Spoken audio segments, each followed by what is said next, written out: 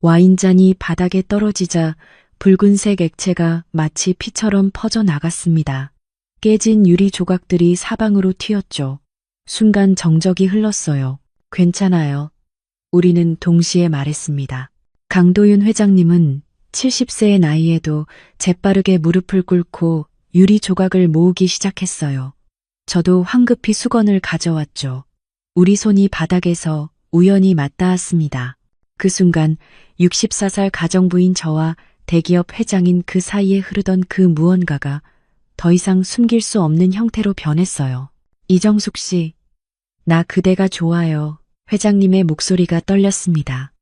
그동안의 정중함과 위엄은 사라지고 그저 외로움을 견디다 누군가에게 마음을 연 한 노인의 고백만 남았죠. 제 심장이 쿵쾅거렸어요. 어떻게 대답해야 할지 몰랐습니다. 일하러 온 첫날, 그의 차가운 집 안에서 느꼈던 그 쓸쓸함이 무너져 내리는 소리가 들리는 것 같았어요. 어떻게 우리가 이런 상황에 처하게 됐는지 설명드려야겠네요. 남편이 세상을 떠난 날, 저는 인생의 절반이 사라진 느낌이었습니다. 빈소 앞에서 마지막으로 그의 얼굴을 바라볼 때 40년 함께 지내온 세월이 필름처럼 스쳐 지나갔어요. 어린 나이에 결혼해서 함께 미용실을 차렸던 순간, 힘들 때마다 서로 의지하며 살았던 날들, 그리고 매일 아침 오늘도 좋은 하루 보내요 라며 건네던 그의 미소까지. 그런데 슬픔도 잠시, 현실은 냉혹했어요. 남편의 장례를 치르고 나니 빚더미가 기다리고 있었습니다. 평생 일궈온 미용실은 보증금 때문에 날아갔고 64살의 나이에 저는 처음으로 구직난에 직면했죠. 할머니, 요즘 일자리가 젊은 사람도 없는데. 취업 상담소에서 들은 말이 가슴에 박혔습니다. 하지만 포기할 수 없었어요. 열흘째 되던 날 신문 구석에 작게 실린 광고를 발견했습니다. 혼자 사는 회장님 댁 가정부 구함, 숙식 제공 가능.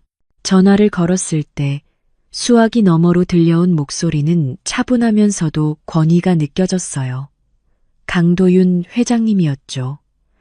면접 장소는 강남 고급 주택가의 한 저택이었습니다. 면접 전날 밤, 거울 앞에서 한참을 서 있었어요. 주름진 얼굴과 은발이 된 머리카락을 바라보며 과연 될까? 의문이 들었지만 그래도 최대한 단정하게 차려입었습니다. 회장님의 집에 도착했을 때 대문 앞에서 한참을 망설였어요.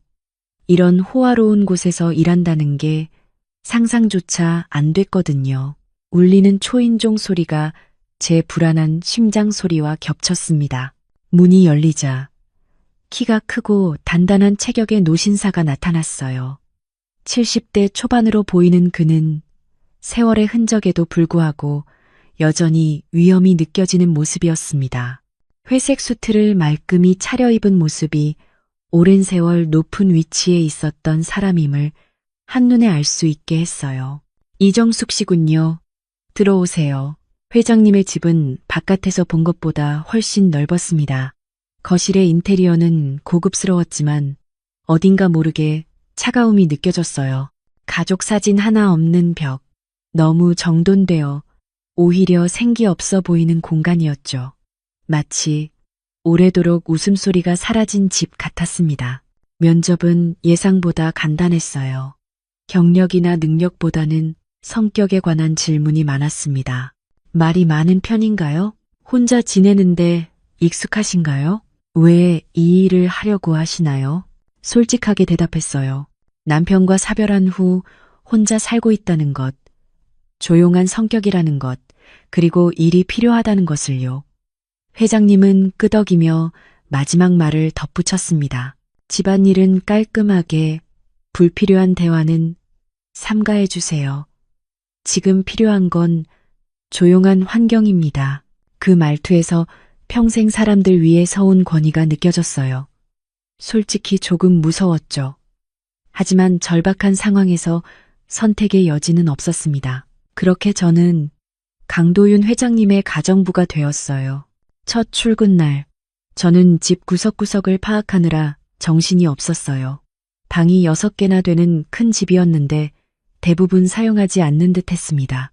회장님은 주로 서재와 안방, 그리고 거실만 이용하셨어요.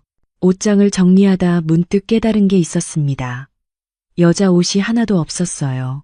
아내의 흔적을 모두 지우신 건지 아니면 모두 정리해 두신 건지 궁금했지만 감히 물어볼 수는 없었습니다. 저녁 식사를 준비하는데 냉장고에는 거의 아무것도 없었어요. 외식 도시락 몇 개와 물, 술 몇 병이 전부였죠. 마치 이 집의 사람이 제대로 살지 않는 듯한 느낌이었습니다. 저는 챙겨온 된장으로 간단한 찌개를 끓였어요. 식사 시간이 되자 테이블에 음식을 놓고 조용히 물러났습니다. 그런데 회장님이 저를 불렀어요. 어디 가시나요? 같이 식사합시다. 놀라서 고개를 들었을 때 회장님의 얼굴에서 뜻밖의 표정을 봤어요. 불안함과 외로움이 섞인 눈빛이었죠. 당황스러웠지만 그 초대를 거절할 수 없었습니다. 혼자 먹는 밥은 너무 적막해서요. 가끔은 누군가와 함께하고 싶습니다. 그 말을 듣는 순간 넓은 집에 혼자 사는 회장님의 고독이 느껴졌어요. 저도 남편을 잃은 후로 혼자 밥을 먹는 쓸쓸함을 알고 있었으니까요. 회장님이 제가 끓인 된장찌개 한 숟가락을 드시더니 고개를 끄덕이셨어요. 오랜만에 집밥 맛이네요. 정말 맛있습니다. 그 말 한마디가 제 가슴을 따뜻하게 했어요. 제가 무언가 의미 있는 일을 해냈다는 느낌이 들었거든요. 남편이 세상을 떠난 후로 그런 감정을 느낀 적이 없었어요. 일주일쯤 지나자 조금씩 변화가 생겼어요. 회장님은 더 자주 대화를 시도하셨고 저도 조금씩 마음을 열게 됐죠. 회장님이 차를 마시자고 권할 때면 처음엔 어색했지만 점차 자연스러워졌습니다. 어느 비 오는 저녁이었어요. 회장님이 서재에서 책을 읽고 계실 때 저는 부엌에서 갈비찜을 준비하고 있었습니다. 평소보다 특별한 저녁을 대접하고 싶었거든요. 빗소리 때문에 압력솥의 타이머 소리를 놓친 것 같았어요. 뚜껑을 열려고 했는데 아직 압력이 완전히 빠지지 않은 상태였어요. 순간 뜨거운 증기가 확 올라오면서 냄비 뚜껑이 제 손등에 닿았습니다. 아야, 소리를 지르며 손을 빼려는데 뚜껑이 바닥에 떨어지면서 큰 소리가 났어요. 손등이 빨갛게 달아올랐습니다. 그 순간 서재에서 급하게 달려오는 발소리가 들렸어요. 회장님이 부엌 문간에 나타났을 때 그의 얼굴은 평소의 무표정함이 아닌 진짜 걱정이 담긴 표정이었습니다. 괜찮으세요? 어디 다치셨어요? 제 손을 살펴보시더니 갑자기 제 손을 부드럽게 잡으셨어요. 그 순간 심장이 쿵 하고 뛰었습니다. 화상 때문만은 아니었어요. 가만히 계세요. 얼음 가져올게요.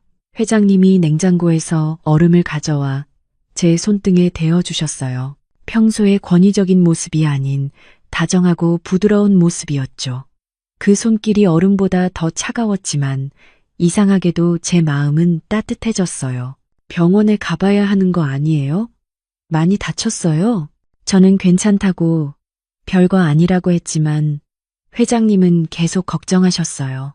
문득 시선을 돌렸을 때 거실 구석에 작은 빨간 불빛이 눈에 들어왔어요. CCTV였습니다. 그때까지 그런 게 있는 줄 몰랐는데 갑자기 보이자 마음이 불편해졌어요. 혹시 제가 일하는 모습을 감시하고 계셨던 건가? 아니면 제가 뭔가 잘못할까봐 지켜보고 계셨던 건가? 여러 생각이 스쳤죠. 회장님이 제 표정 변화를 눈치채신 것 같았어요. 괜찮아요? 얼굴이 안 좋네요. 아, 아니에요. 괜찮습니다. 하지만 마음속으로는 CCTV가 계속 신경 쓰였어요. 회장님은 제 손을 놓지 않으셨고 그 손길이 이상하게 편안하면서도 낯설었습니다. 저녁을 함께 먹는 동안 평소보다 회장님이 더 말을 많이 하셨어요. 제가 어디서 요리를 배웠는지, 어떻게 그렇게 맛있게 하는지 물어보셨죠. 그리고 마지막으로 말씀하셨어요. 오늘은 집에 가지 마세요. 비가 너무 많이 오네요. 위험해요.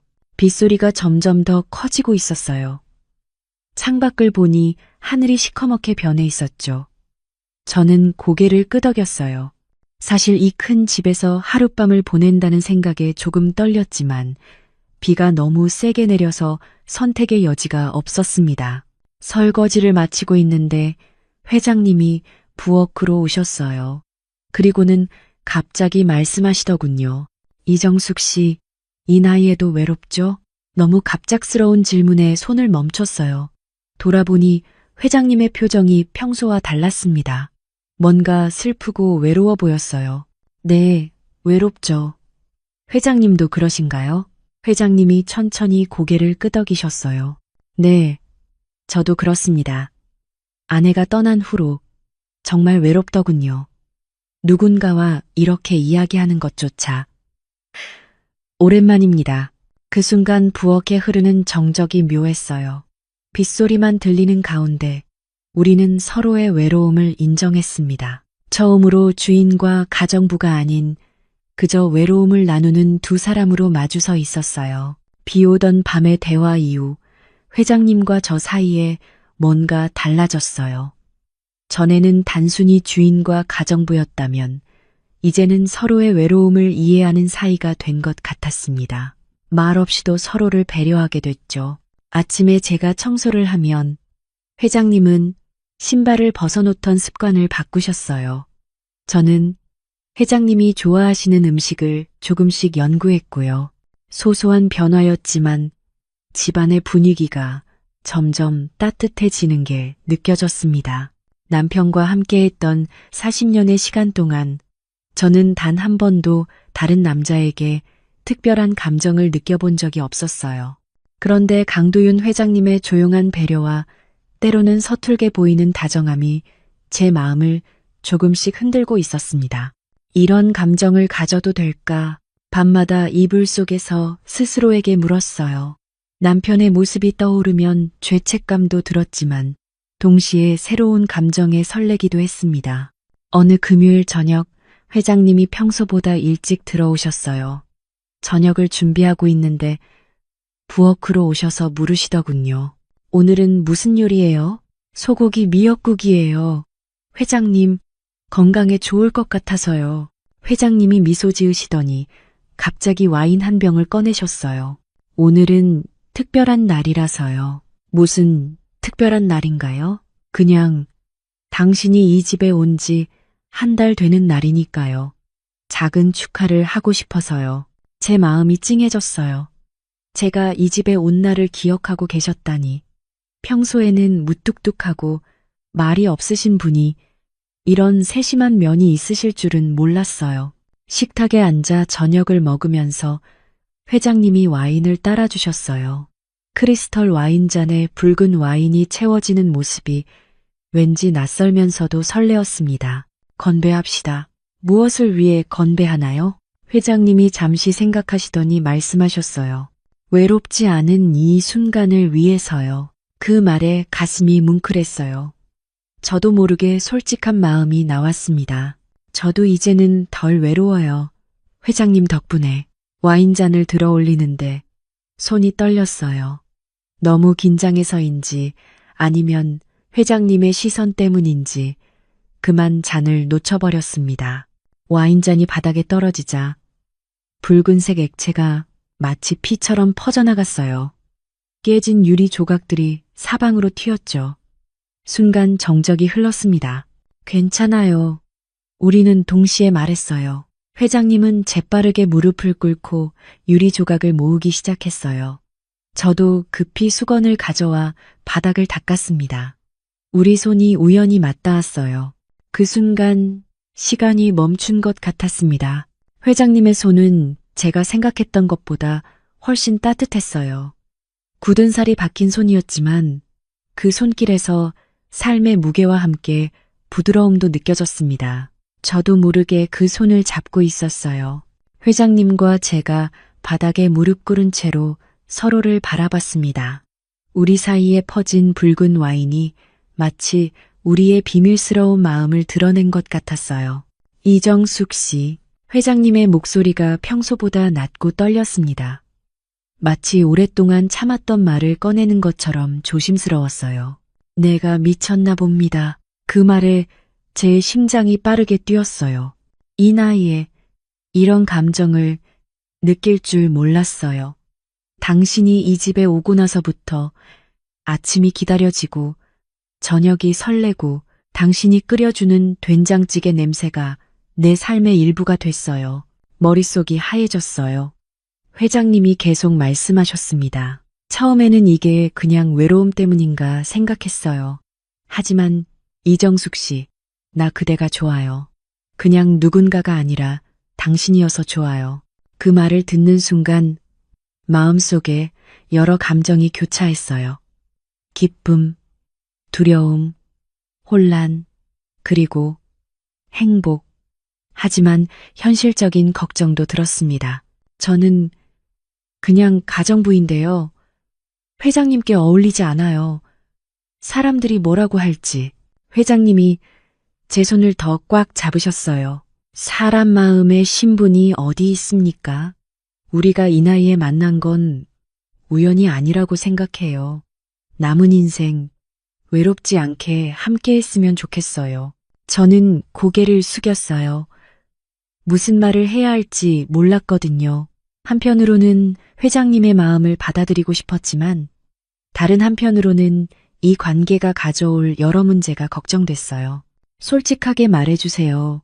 나를 어떻게 생각하세요? 저는 깊은 숨을 들이마셨어요.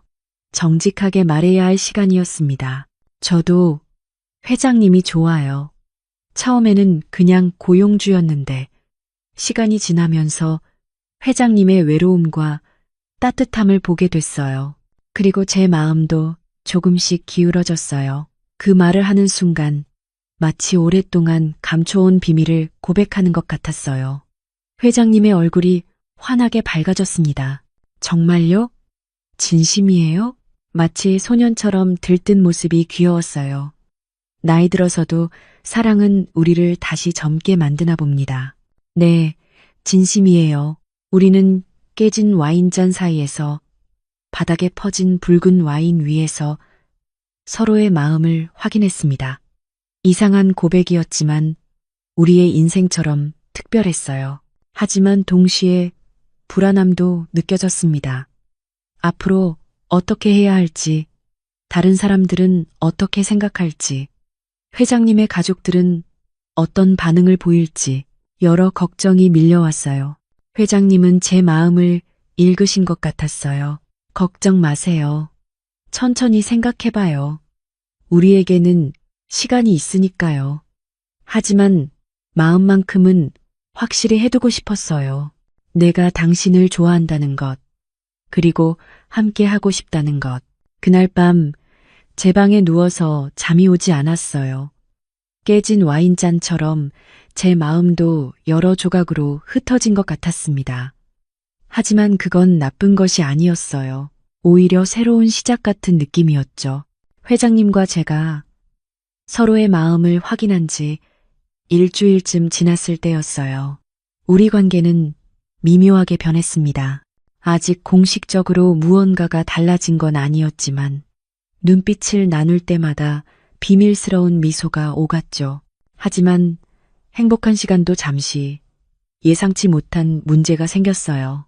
마트에서 장을 보는데 아주머니들이 수군거리는 소리가 들렸습니다. 저기 강도윤 회장 집 가정부래. 나이 많은 가정부랑 회장이 무슨 사이라더라. 어휴, 돈 많은 노인네 꼬시는 거 아냐? 가슴이 철렁했어요. 어떻게 소문이 났는지 모르겠지만 사람들의 시선이 따갑게 느껴졌습니다. 급히 장을 마치고 집으로 돌아와 회장님께 말씀드렸어요. 회장님, 저희 관계에 대한 소문이 돌고 있는 것 같아요. 회장님은 의외로 담담하게 반응하셨어요. 신경 쓰지 마세요. 남들이 뭐라든 우리 사이는 우리가 정하는 거예요. 하지만 저는 마음이 편치 않았어요. 회장님의 명성에 흠이 갈까 걱정됐고 특히 아들분이 알게 되면 어떻게 될지 두려웠습니다. 그날 아침 회장님은 중요한 회의가 있어 일찍 나가셨어요. 저는 평소처럼 집안일을 하고 있었죠. 거실 서랍을 정리하는데 오래된 봉투 하나가 눈에 띄었습니다. 누렇게 변색된 봉투였어요. 겉면에는 회장님의 이름이 적혀 있었죠. 보면 안 되는 걸 알면서도 혹시 중요한 문서인가 싶어 조심스럽게 열어봤어요. 펼쳐보는 순간 숨이 멎는 것 같았습니다. 여성의 섬세한 글씨체로 쓰인 편지였어요. 서명을 보니 김미선이라고 되어 있었습니다. 회장님의 돌아가신 부인 이름이었어요. 떨리는 손으로 편지를 읽었습니다. 사랑하는 당신에게 이 편지를 읽을 때 나는 이미 이 세상 사람이 아닐 거예요. 미안해요. 더 오래 함께하지 못해서. 하나만 부탁할게요. 나 없이 너무 외롭게 살지 말아요. 당신의 고집 때문에 혼자 고통받는 모습이 눈에 선해요. 좋은 사람 만나서 남은 인생 행복하게 살아요. 그게 내가 바라는 유일한 소원이니까. 당신을 사랑했고 지금도 사랑해요. 미선, 눈물이 흘렀어요. 회장님의 부인은 떠나면서까지 그의 행복을 바랐던 거였어요. 그리고 회장님은 그 편지를 간직하고 있었던 거죠. 편지를 읽고 있을 때 현관문이 열리는 소리가 들렸어요. 급히 편지를 봉투에 넣고 서랍을 닫았습니다.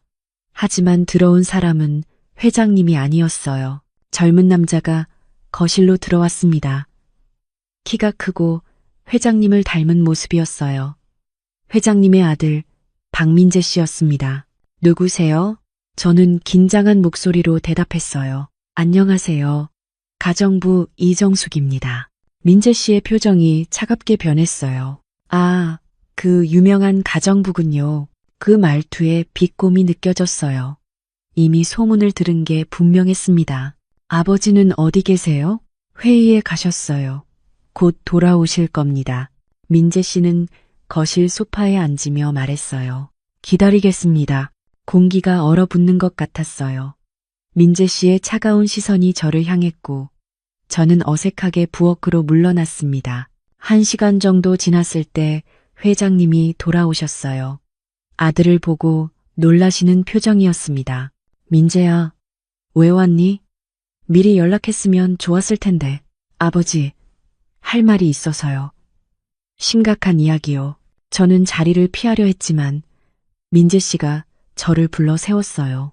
이정숙 씨도 들어야 할 이야기예요. 이 이야기와 관련된 사람이니까요. 회장님의 얼굴이 굳어졌어요. 민재 씨가 말을 이어갔습니다. 아버지, 이 나이에 가정부와 무슨 관계입니까?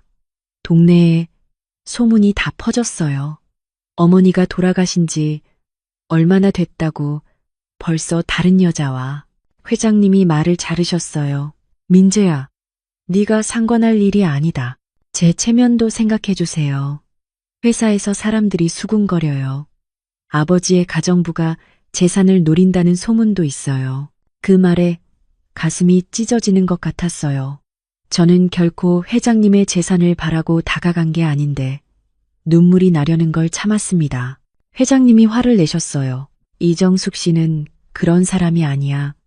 그런 식으로 말하지 마라.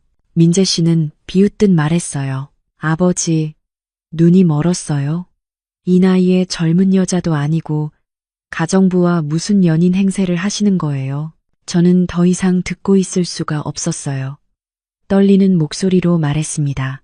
저는 이 집에 있을 자격이 없는 것 같아요. 그만두겠습니다.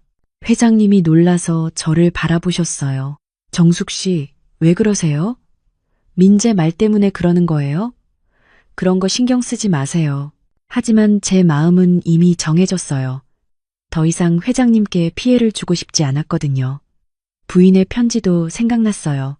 분명 그분이 바라던 좋은 사람은 저 같은 가정부가 아니었을 거예요. 앞치마를 벗고 가방을 챙겼어요. 손에 들려있던 부인의 편지를 서랍에 다시 넣었습니다. 그리고 조용히 집을 나왔어요. 회장님이 뒤에서 부르는 소리가 들렸지만 돌아보지 않았습니다. 현관문을 닫는 순간 눈물이 뺨을 타고 흘렀어요. 정말 행복했던 시간들이었는데 이렇게 끝나는 게 맞는 걸까요? 하지만 현실은 냉혹했어요. 아무리 서로를 좋아해도 주변에서 인정해주지 않으면 힘든 일이었죠. 회장님의 집을 나온 지 사흘이 지났어요.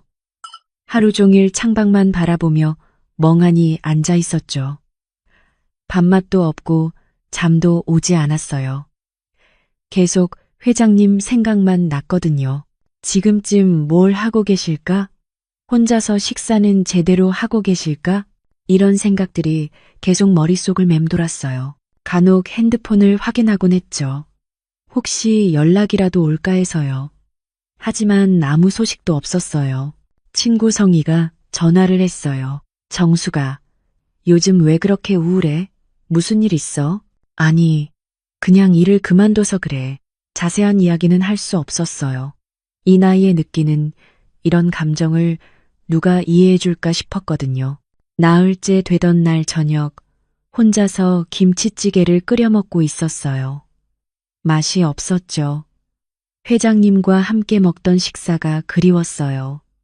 설거지를 하고 있는데 핸드폰이 울렸어요. 모르는 번호였는데 받아보니 회장님이었어요. 심장이 쿵쾅거렸습니다. 정숙 씨, 목소리가 평소와 달리 힘이 없었어요. 피곤해 보이는 목소리였죠. 회장님, 그의 목소리를 다시 듣게 되니 가슴이 뭉클했어요. 나흘 만에 듣는 목소리였지만 평생을 기다린 것 같았어요. 잘 지내고 계세요? 아프진 않으세요? 회장님의 걱정스러운 물음에 눈물이 날 것 같았어요. 네, 잘 지내고 있어요. 회장님은요? 저야 그냥 그렇죠. 침묵이 흘렀어요. 할 말은 많은데 꺼내기가 어려웠죠. 회장님이 말씀하셨어요. 내일은 쉬세요. 하루쯤은 푹 쉬세요. 이해가 안 됐어요. 이미 일을 그만뒀는데 무슨 말씀이신지. 회장님, 제가 이미 일을 알아요. 그래도 푹 쉬세요. 회장님의 목소리가 점점 더 지쳐 보였어요. 뭔가 불안한 예감이 들었습니다. 회장님도 건강 챙기세요. 너무 무리하지 마시고요. 마지막으로 회장님이 하신 말이 가슴에 박혔어요. 내일도 당신 밥 먹고 싶어요. 전화가 끊기고 나서 한참을 멍하니 있었어요. 내일도 당신 밥 먹고 싶다는 말이 무슨 의미였을까요?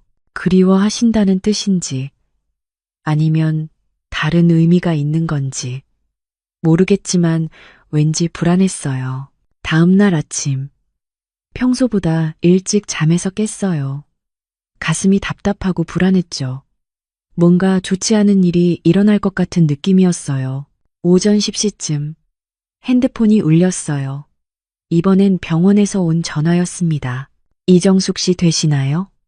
강도윤 회장님의 비상연락처로 등록되어 있어서 연락드렸습니다. 순간 다리에 힘이 풀렸어요. 네, 맞아요. 무슨 일이 있나요? 회장님께서 어제 저녁에 심장마비로 응급실에 오셨어요. 지금은 중환자실에 계십니다. 숨이 뗀는 것 같았어요. 어제 전화했을 때 이미 몸이 좋지 않았던 건가요? 그런데도 저를 걱정해 주셨다니. 지금 바로 가겠습니다. 급히 옷을 갈아입고 택시를 탔어요. 가는 내내 마음이 무거웠습니다. 어제 당신 밥 먹고 싶다는 말씀이 마치 작별 인사 같았다는 생각이 들어 눈물이 났어요. 병원에 도착해서 중환자실로 뛰어갔습니다. 접수대에서 강도윤 회장의 가족이냐고 물었어요. 저는 그분의 가정부입니다. 간호사가 의아한 표정을 지었지만 비상연락처에 제 이름이 있다는 걸 확인하고 면회를 허락해 주었어요. 중환자실 문을 열기 전 심호흡을 했습니다. 회장님의 모습을 볼 자신이 없었어요. 하지만 더 미룰 수는 없었죠. 병실에 들어서자 충격을 받았어요. 침대에 누워 계신 회장님은 제가 알던 그 당당하고 위험 있는 모습이 아니었어요. 얼굴은 창백하고 여러 기계들이 연결되어 있었죠. 심전도 모니터에서는 규칙적인 삐소리가 울렸어요. 침대 곁으로 조심스럽게 다가갔어요. 손을 잡아도 될까 망설이다가 그의 손을 가볍게 쥐었습니다. 차갑고 힘이 없는 손이었어요. 회장님, 불러보았지만 반응이 없었어요. 그때 회장님의 눈이 살짝 떠졌습니다. 처음에는 저를 알아보지 못하는 듯 했어요. 하지만 이내 미약한 미소를 지으셨죠. 이정숙 씨, 왔군요.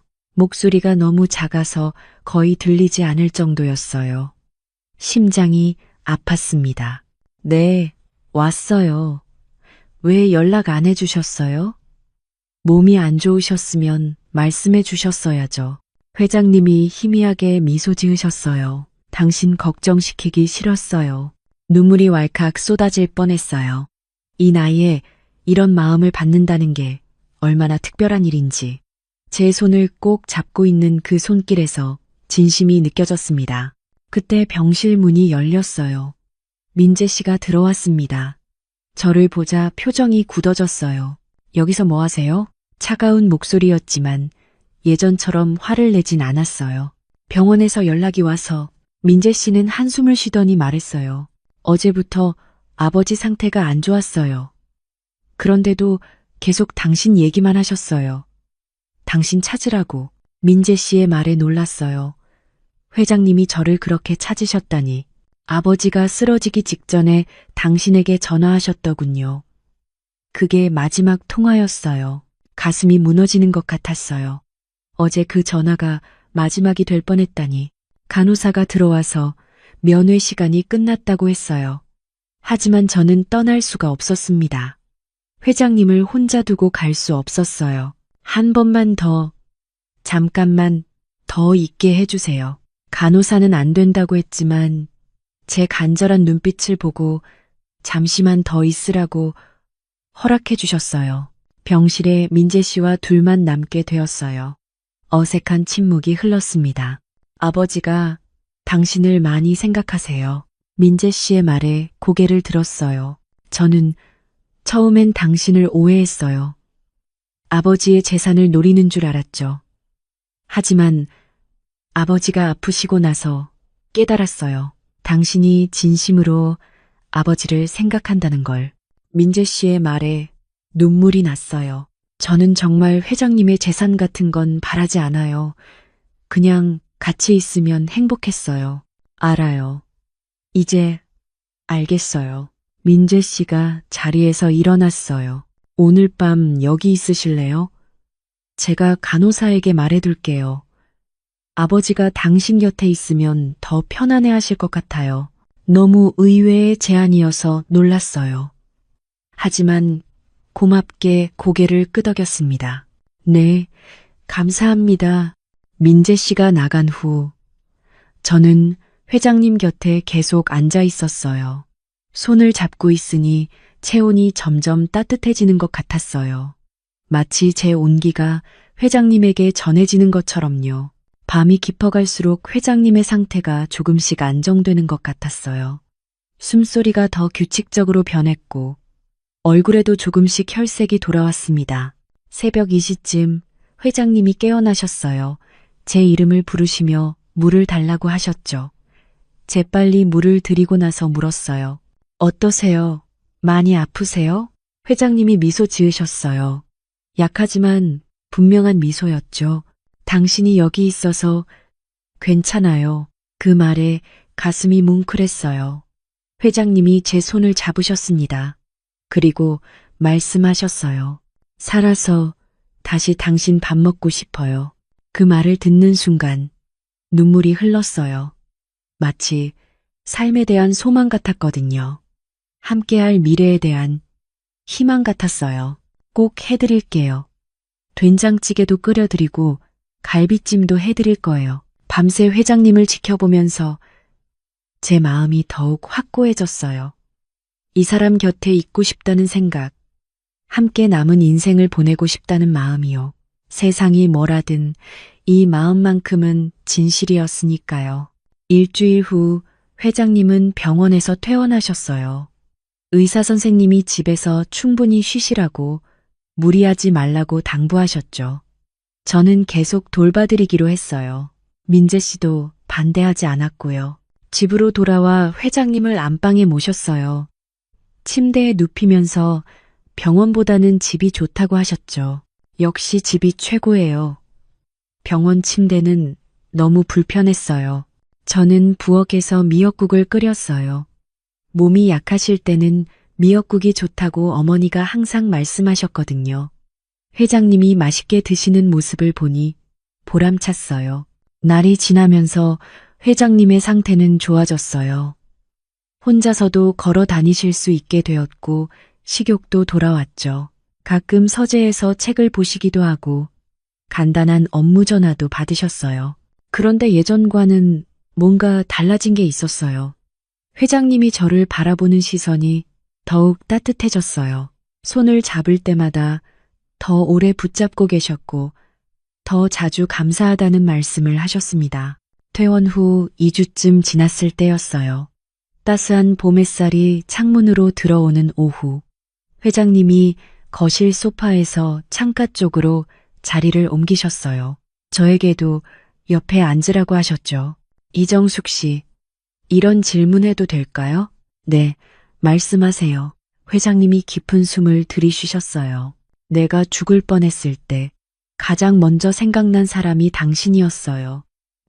내가 이 세상을 떠나기 전에 꼭 다시 보고 싶은 사람이 당신이었어요. 가슴이 떨렸어요. 회장님이 계속 말씀하셨습니다. 이제 그만 주인과 가정부로 지내지 말자고요. 놀라서 회장님을 바라봤어요. 무슨 뜻인지 알 수 없었거든요. 그럼 어떻게 지내자는 말씀이세요? 회장님이 제 손을 잡으시더니 조용히 말씀하셨어요. 부부로 살자고요. 당신을 제 아내로 맞이하고 싶어요. 청혼이었어요. 꿈에서도 생각해 본 적 없는 일이 현실이 되다니. 어떻게 대답해야 할지 몰랐어요. 회장님이 진지하게 말씀하셨어요. 이번에 아프면서 깨달은 게 있어요. 인생이 언제 끝날지 모른다는 거. 남은 시간 동안은 사랑하는 사람과 함께 살고 싶어요. 당신을 정말 사랑해요. 이정숙 씨. 함께 늙어가고 싶어요. 눈물이 났어요. 저도 회장님을 사랑한다고, 함께 살고 싶다고 말했어요. 그동안 혼자 살면서 외로웠는데 회장님을 만나서 정말 행복했다고 말씀드렸죠. 결혼 준비는 간단하게 하기로 했어요. 나이도 있고 재혼이기도 했으니까요. 조용히 진행하자고 회장님이 말씀하셨고 저도 동의했습니다. 집 정원에서 소박하게 결혼식을 올렸어요. 가족과 가까운 친구들만 초대했죠. 민재 씨도 참석했는데 이제는 저를 어머니라고 부르기 시작했어요. 그 모습을 보니 정말 가족이 된 것 같아서 가슴이 뭉클했습니다. 결혼식 날 한복을 입었어요. 웨딩드레스 대신이었죠. 회장님이 아름답다고 하셨는데 그 말에 수줍게 웃음이 났어요. 오랜만에 이렇게 행복한 기분이었습니다. 서약을 할 때 회장님이 말씀하셨어요. 앞으로 서로 아끼면서 살자고요. 외롭지 않게 해줄게요. 저도 평생 회장님을 사랑하겠다고, 아프지 않게 잘 돌봐드리겠다고 약속했어요. 결혼 후 1년이 지났어요. 시간이 정말 빨리 간다는 생각이 들어요. 회장님과 함께 살면서 매일매일이 새롭고 행복했거든요. 아침이면 회장님이 먼저 일어나서 커피를 내려주세요. 처음에는 제가 하겠다고 했는데 회장님이 하고 싶어 하시더라고요. 아내에게 커피 한 잔 내려주는 게 소소한 행복이라고 하시면서요. 저는 부엌에서 된장찌개를 끓여요. 회장님이 제일 좋아하시는 음식이거든요. 아침마다 구수한 된장찌개 냄새가 집안에 퍼지면 정말 따뜻한 가정이라는 느낌이 들어요. 식탁에 나란히 앉아서 아침을 먹을 때가 가장 행복해요. 회장님이 항상 물어보시거든요. 오늘은 뭐 해줄 거예요? 저는 웃으면서 대답해요. 김치찌개요. 당신이 좋아하는 걸로요. 회장님이 종종 제 손을 잡으세요. 주름진 손이지만 따뜻하고 든든해요. 그러면서 말씀하시죠. 당신 덕분에 내 겨울이 봄이 됐어요. 그런 말씀을 들을 때마다 가슴이 벅차요. 저도 솔직한 마음을 말해요. 이 나이에 이렇게 가슴이 따뜻할 줄 몰랐어요. 남편을 잃고 나서는 평생 혼자 살 줄 알았어요. 그런데 당신을 만나서 다시 사랑을 느끼게 됐어요. 아침 햇살이 창문으로 들어와서 우리 얼굴을 비출 때가 있어요. 그럴 때면 정말 영화 속 한 장면 같다는 생각이 들어요. 나이든 부부의 평범한 일상이지만 그 속에 깊은 사랑이 있다는 게 느껴져요. 민재도 가끔 놀러와요. 처음에는 어색해했는데 이제는 편안하게 대해줘요. 어머니라고 부르기도 하고 제가 해준 음식을 맛있게 먹어줘요. 그런 모습을 보면 정말 가족이 된 것 같아서 기뻐요. 어느 날 민재가 말하더군요. 아버지가 정말 젊어졌다고, 표정도 밝아지고 걸음걸이도 경쾌해졌다고 해요. 결혼 전과는 완전히 다른 사람 같다고 하더라고요. 저희는 함께 산책을 자주 해요. 저녁 식사 후에 동네 한 바퀴 도는 게 일과가 됐어요. 손을 잡고 걸으면서 이런저런 이야기를 나누죠. 오늘 있었던 일, 내일 계획, 그리고 옛날 이야기들도요. 회장님이 젊었을 때 이야기를 해주시면 정말 재미있어요. 어떻게 사업을 시작했는지, 힘들었던 일들은 어떻게 극복했는지 들려주시죠. 저도 미용실 운영하면서 겪었던 일들을 말해드려요. 어느 날 회장님이 말씀하시더군요. 결혼해서 가장 좋은 점이 뭔지 아냐고요. 뭔가요? 누군가와 함께 늙어갈 수 있다는 거예요. 그 말을 듣고 정말 감동했어요. 혼자 늙어가는 게 얼마나 외로운 일인지 저도 알거든요. 그런데 이제는 서로 의지하면서 함께 나이를 먹어갈 수 있어요. 겨울이 되니까 더욱 따뜻함이 느껴져요. 둘이 함께 이불을 덮고 누워있으면 정말 평온해요. 회장님의 규칙적인 숨소리를 들으면서 잠이 들 때가 가장 행복한 순간이에요. 어제는 눈이 와서 정원이 하얗게 변했어요. 회장님과 함께 창문으로 눈 내리는 걸 바라보면서 내년에도 이렇게 함께 있을 수 있을까 하는 생각이 들었어요. 나이가 있다 보니까 시간이 더 소중하게 느껴져요. 하지만 걱정보다는 감사한 마음이 더 커요.